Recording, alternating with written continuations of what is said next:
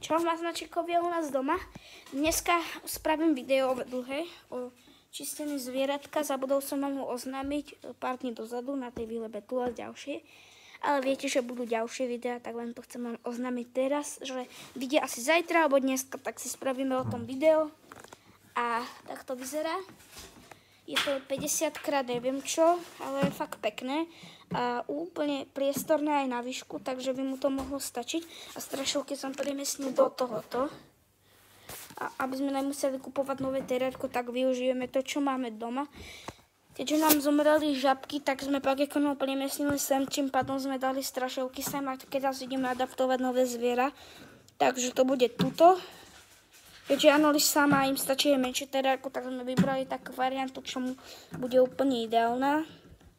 Je to ešte mláďa, ešte ho tu nemáme, ale idem mu spraviť pekne, pôjdeme von a natrháme nejaké rastlinky a drevečko nájdeme. Pokúsime sa mu spraviť z toho, čo máme doma, nejaký biotop, ale samozrejme základy, lampičku. Aj toto drevko sme kúpili, toto mu tam zavesíme, to je úžasný.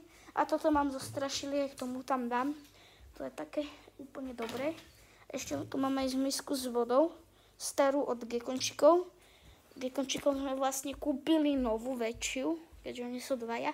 On je jeden, takže za mňa mu to bude stačiť. A chcem vám povedať, že chceli ste po mne rôzne videá, ako napríklad o tom novom zvieratku. No to zvieratko som chcel ja, ale to si spravíme video s Halloweenom, zároveň part 2. A chceli ste aj po mne ľudia ďalší sviatok na tento mesiac. Takže ma napadlo, že by sme zapojili trošku videohierovej fantázie medzi naše zvieratka. Takže next level, vítajte na novom sviatku. Videogame Halloween. Vítajte v štyle Halloweenu a zároveň Minecraft.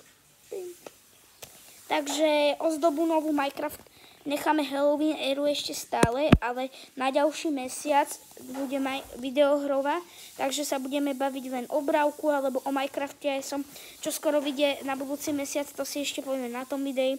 Vyjde o Bravku, video som ho urobil, no nechce sa mi ho ešte uploadovať na internet, tipkujem.